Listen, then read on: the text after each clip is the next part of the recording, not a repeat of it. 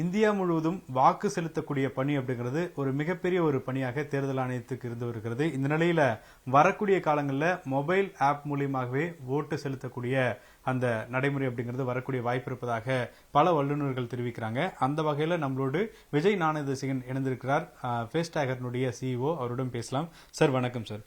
வரக்கூடிய காலங்களில் குறிப்பா மொபைல் ஆப்லயே ஓட்டளிக்கக்கூடிய சூழல் ஏற்படும் சொல்றாங்க. ஸோ எப்படி பாக்குறீங்க? அதுக்கான சாத்தியக்கூறுகள் இருக்கா? சாத்தியக்கூறுகள் ஆரம்பமாயிருக்குன்னு நினைக்கிறேன். இப்போதான் பீகார் இந்தியாவிலேயே முதல் முறையா ஒரு மொபைல் போன்ல வாக்களிக்கிற மாதிரி ஒரு ஃபெசிலிட்டி எடுத்து வந்திருக்கிறாங்க. ரொம்ப வரவேற்கத்தக்கது.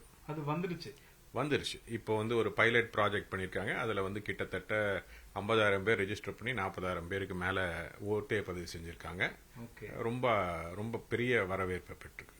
ஓகே, இப்போ இது இப்போ நார்மலாக நம்ம ஓட் போடும்போது பூத் ஸ்லிப்பை காமிச்சிட்டு மை வச்சுட்டு இவ்வளோ டஃப்பான ஒரு இதுதான், ஏன்னா கள்ள ஓட்டு போட்டக்கூடாதுன்றத ரொம்ப கான்ஃபிடென்ட்டாக கவர்மெண்ட் ஒர்க் பண்ணுறாங்க. பட் மொபைல் ஆப் அப்படிங்கிறது இன்னைக்கு நிறைய அச்சுறுத்தல் அப்படிங்கிறது, நம்ம பேங்க் அக்கௌண்ட்டு கூட சேஃபாக வைக்க முடியல. ஸோ அப்படி இருக்கும்பொழுது இந்த ஃபோன்லேயே நம்ம ஓட் போடுறது எவ்வளோ சாத்தியம்? அது நீங்கள் ட்ரையலில் எப்படி பார்க்குறீங்க? சரி, பீகாரில் பண்ண எலெக்ஷனில் என்ன பண்ணியிருந்தாங்கன்னா, கவர்மெண்டோட அட்வான்ஸ் கம்ப்யூட்டிங் சிடாக் அந்த ஆப்பை பில்ட் பண்ணியிருந்தாங்க. ஸ்டேட் எலெக்ஷன் கமிஷனர் ஒரு ஆப்பை பில்ட் பண்ணியிருந்தாங்க. அது மல்டிபிள் லேயர்ஸ் ஆஃப் செக்யூரிட்டி வச்சிருக்காங்க. ஃபர்ஸ்ட் ரெண்டா பிரிச்சிருந்தாங்க. ஃபர்ஸ்ட் ஒரு ரெஜிஸ்ட்ரேஷன் ஃபேஸ்ல என்ன பண்ணுவாங்கன்னா, ஓட்டரை ஐடென்டிஃபை பண்ணணும். அது ஃபேஸ்டாகர் என்ன பண்ணுவோம்னா, பதிவு செய்யறவர் தான் அவரோட ஓட்டர் ஐடியில் இருக்காரா அப்படின்றது சரிபார்க்கிறது ஃபேஸ்டாகரோட வேலை. அது பண்ணாதான் ஃபர்ஸ்ட் ரெஜிஸ்டரே பண்ண முடியும். ரெஜிஸ்டர் பண்ணோன்னு என்ன பண்ணிடுவாங்க, அந்த ஃபோனோட சிம், இஎம்ஐ நம்பர், ஃபோனு எல்லாத்தையும் சேர்த்து அந்த ஓட்டர் ஐடியோட லாக் பண்ணிடுவாங்க. ஸோ அந்த ஃபோன்ல இருந்து தான் பதிவு செய்ய முடியும் ஓட்டை. அப்புறம் C-DAC block chain technology use பண்ணியிருந்தாங்க. ஸோ பிளாக் செயின் டெக்னாலஜியில் ஹேக் பண்ண முடியாது. ஸோ அது ஓட்டு பதிவு செஞ்சுச்சுன்னா சர்வரில் போய் உட்காந்துக்கும். இது 3 வச்சிருந்தாங்க எடுக்கிற மாதிரி. ஸோ இவிஎம்ல ஒரே ஒரு டிஃபரன்ஸ் என்னன்னா, இவிஎம் மெஷின்ல வெறும் எதுக்குமே போர்ட்டே கிடையாது, இதுக்கு டிரான்ஸ்ஃபர் போர்ட்டே எதுக்குமே கிடையாது. ஸோ இன்னும் சேஃபர். அது மொபைல் ஃபோன் இப்போதான் பைலட் பண்ணியிருக்காங்க. பல பேர் சூப்பர்விஷன்ல நடக்கிற ஒரு விஷயம். சந்தேகங்களும் இருக்கும். அப்போதான் டெக்னாலஜியும் வளரும். இப்போ மேலை நாடுகள்லாம் இன்னும் இவிஎம்கே வரல. ஆனால் நம்ம இவிஎம்ல ஓட்டு பதிவு செய்கிறோம். ரொம்ப ஈஸியாயிருச்சு. எல்லாரும் அக்செப்டும் பண்ண ஆரம்பிச்சிட்டாங்க, இதை ஹேக் பண்ண முடியாதுன்னு. ஸோ மொபைல் ஃபோனும் ஒரு நாள் அந்த மாதிரி வரும். இப்போ இது வேர்ல்டு வைடு இந்த மாதிரி ஒரு ஸ்கீம் இருக்கா? ஏன்னா இப்போ இந்தியா ஒரு 140 கோடி இருக்கிற மக்கள், கிட்டத்தட்ட 90 கோடி பேர் ஓட்டு போடுறாங்க. ஸோ இது நமக்கு ஒரு பெரிய செலவினத்தை குறைக்கும், பெரிய அளவில், அதெல்லாம் ஓகே. பட் ஆனால் உலக அளவில் இது எங்கேயாச்சும் சக்சஸ் மாடலா இருக்கா? எனக்கு தெரிஞ்சு இல்லை. State election commissioner doctor Prasad சொன்னாரு, எஸ்டோனியான்னு ஒரு கண்ட்ரி இருக்கு, அங்க மட்டும்தான் அங்க யாரோ பண்ணிருக்காங்க அப்படின்னு சொன்னாங்க. எனக்கு தெரிஞ்ச அளவில் உலகத்தில் எங்கேயுமே பண்ணல. இது செலவினம் ஒரு பார்ட் ஆஃப் இட். ஒரு சைடு தான் அது. இன்னொரு சைடு நிறைய வயசானவங்க இருக்காங்க, நடக்க முடியாதவங்க இருக்காங்க, பிரெக்னென்ட் உமன் இருக்காங்க. அவங்க ஒரு வெயிலையோ மழையிலையோ போய் ஒரு எலெக்ஷன் பூத்துக்கு போறது ரொம்ப கடினமான விஷயம். அவங்க அந்த சிரமத்துக்கு உட்பட்டு ஓட்டு போடுவாங்க போட மாட்டாங்கன்றது சில பேர் போடுறாங்க, சில பேர் போட மாட்டேன்றாங்க. இது ஒரு பார்ட்டு. ரெண்டாவது நிறைய பேர் இப்போ நிறைய பேர் வெளி மாநிலங்களில் போய் வேலை செய்யறவங்க இருக்காங்க. இப்போ ஒரு ஒரு தொழிலாளிங்க இருக்காரு, ஒரு ஒர்க்கர் இருக்காரு, பீகார்ல இருந்து வந்திருக்காருன்னு வச்சுக்கோங்க. அந்த தொழிலாளியோட குடும்பம் பீகார்ல உட்காந்துருக்கு. அந்த பஞ்சாயத்து எலெக்ஷனும் அங்க அர்பன் பாடி எலெக்ஷனும் அவருக்கு ரொம்ப முக்கியம். ஏன்னா அவங்க ஊர்ல இருக்க ஸ்கூல், அவங்க இருக்கிற ரோடு எல்லாமே அவருக்கு ரொம்ப முக்கியம்.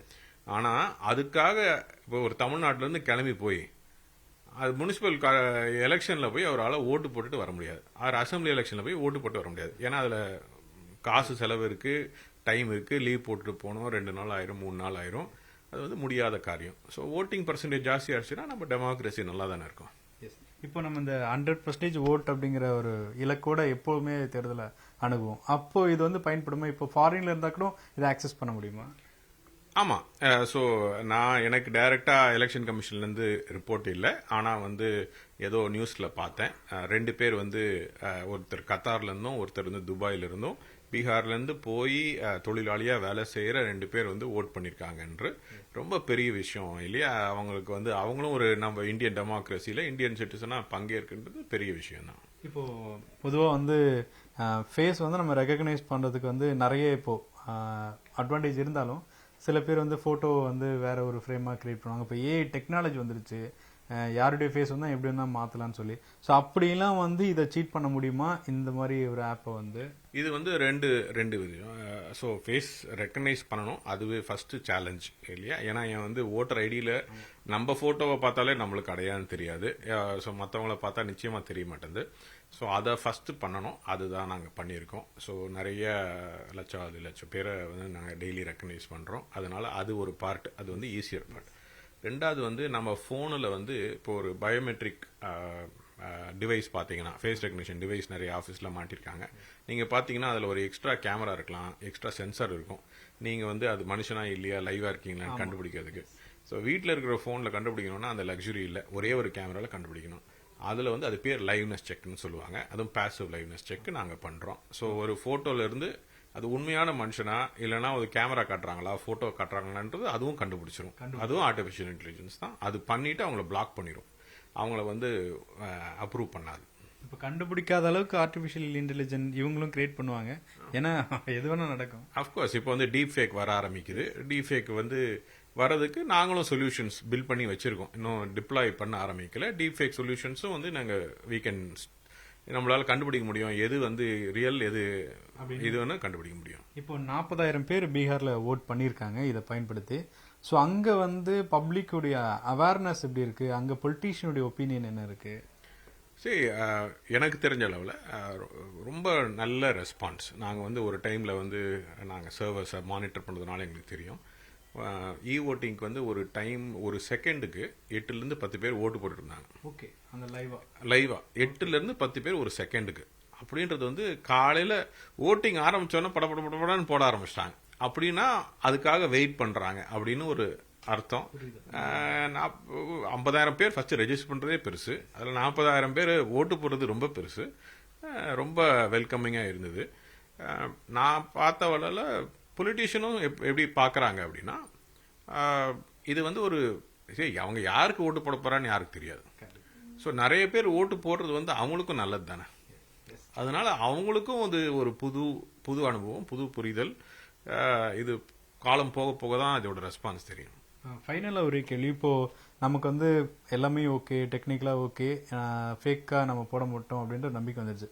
பட் நம்ம யாருக்கு ஓட்டு போட்டோங்கிறத ஒருத்தர் பார்த்துருவாங்கன்னு ஒரு பயம் இருக்கும். ஸோ அதை எப்படி நம்ம இது பண்றோம்? சரி, அது அந்த ஆப்ல வந்து சிடாக்கும் ஸ்டேட் எலெக்ஷன் கமிஷனும் அது கரெக்டா வடிவமைச்சிருக்காங்க தான் நினைக்கிறேன். அது செவரல் லெவல்ஸ் ஆஃப் ஆடிட்டும் போயிட்டு வந்திருக்கு. ஏன்னா ஒரு எலெக்ஷன்றது ஒரு சென்சிட்டிவான விஷயம். ஸோ இது வந்து ஆப்ல ஓட்டு போடுறாங்க அப்படின்றதுனால எலெக்ஷன் என்ன பண்ணிடுவாங்க. ஆமா, சரி, பல பேர் மானிட்டர் பண்ணுவாங்க. இது வந்து கரெக்டா நடக்குதா இல்லையான்னு எலெக்ஷன் கமிஷன் பாக்குது. எல்லாரும் மானிட்டர் பண்ணுவாங்க. நாளைக்கு வந்து தப்பா நடந்ததுன்னா டிஸ்பியூட்ஸ் ஆகும். ஸோ சிடாக் என்ன பண்ணிருக்காங்கன்னா ஃபர்ஸ்ட் பிளாக் செயின் பண்ணிருக்காங்க. அவங்க வந்து எதையும், ஸோ ஓட்டிங்ல ரொம்ப இம்பார்ட்டன்ட் என்னன்னா, நீங்க ஒரு ஓட்டு போட்டுறாங்கன்னு நம்ம கணக்கு எடுக்கணும். ஆனா யாருக்கு ஓட்டு போட்டாங்கன்னு தெரியக்கூடாது. அதை வந்து கரெக்டா பண்ணிருக்காங்கன்னு நினைக்கிறேன். ஸோ அதுல வந்து பிளாக் செயின் டெக்னாலஜி வச்சு சீக்கிரட்டா சர்வீஸ் வச்சிருப்பாங்க. ஓட்டு போட்டவங்களுக்கு வந்து நம்ம இவிஎம்ல இருக்கிற மாதிரியே ஒரு இதுவும் ஸ்லிப்பும் வந்துடும். ஸ்லிப் வந்து டிஜிட்டலா காட்டும் யாருக்கு ஓட்டு போட்டாங்கன்னு. ஏன்னா அது வந்து யாருக்கு ஓட்டு போட்டாங்கன்றது நம்ம வந்து சாஃப்ட்வேர் வந்து மேனிப்புலேட் பண்ணலன்றது ஒரு ப்ரூஃப். அதனால அது கொடுக்குது. தொடர்ச்சியாக இந்தியா போன்ற நாடுகளில் மீண்டும் வாக்குச்சீட்டு முறை வேண்டும் அப்படிங்கிற கோரிக்கைகளும் பல அரசியல் தலைவர்கள் வைக்கக்கூடிய நிலையில அனைத்து அரசியல் தலைவர்களும் வரக்கூடிய காலங்களை ஏற்றுக்கொண்டால் இந்த மொபைல் அப்ளிகேஷன் மூலமாகவே 100% வாக்குகளை செலுத்தக்கூடிய ஒரு சூழல் கூட வருங்காலத்தில் ஏற்படும் அப்படிங்கறதான் பெரிய எதிர்பார்ப்பு. ஒளிப்பதிவாளர் ஜாஃபருடன் வேல்முருகன், நியூஸ் 18 தமிழ்நாடு.